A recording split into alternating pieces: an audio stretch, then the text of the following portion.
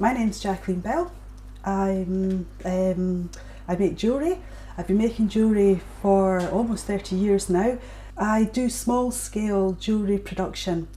I like it because it just helps me to relax. It takes me away from day-to-day things and the constant process of looking for new ideas, looking around me to see what things inspire me, or lots of things about it. Somebody can come to you and say, will you make me a bracelet, will you make me a ring, will you make me a necklace, in which case you've got a very clear idea of what you're starting with and what you need to produce. Other times you're just designing to try and find something new to add to your existing work, and that can be done using pencils, drawing from life, drawing from images in books. Anything that creates something that you've made yourself can be the basis for inspiration for a design. A lot of design, when you start designing, just to research and find shape and form and texture, the design process can work for lots of different mediums. It can be for jewellery, it can be for ceramics, it can be for textiles, wallpaper, illustration.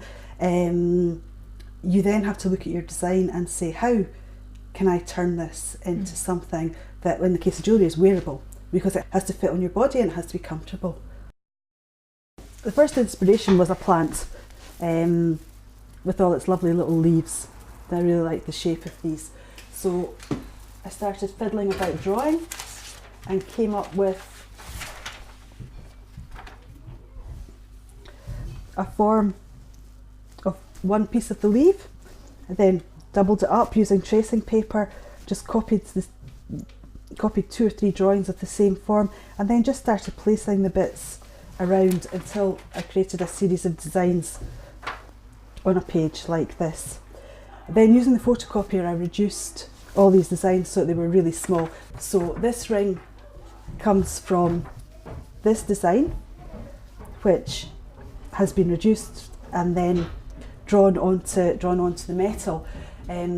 What I do, again using tracing paper, is put some wax on the surface of the piece and trace the design using a pencil that's got soft lead, so that the graphite sticks to the wax so I can see it. I then take a sharp metal point and scratch the whole design down into the piece, and that's what you can see there.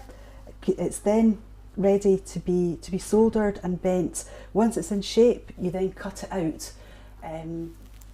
With the ring, before it was cut out, it was shaped slightly to make it slightly rounded, and then so there's no sharp edges, because you don't want sharp edges on your fingers.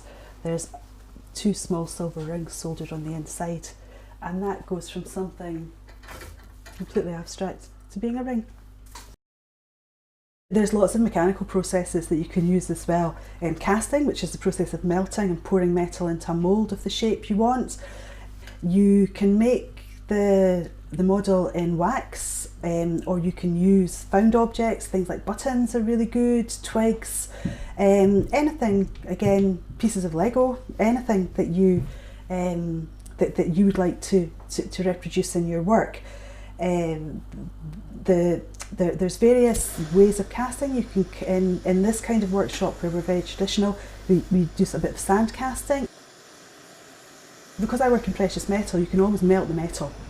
It's all recyclable. The silver that I use in my work is what's called EcoSilver, and it is recycled silver. It's people's broken jewellery. If you take your jewellery, a bag of jewellery, even to a charity shop, they'll look through it and they'll find what's silver and what's copper, what can be recycled, and it all gets sold to the bullion companies, who melt it down and resell it as new silver. But it's not new, it was mined centuries ago.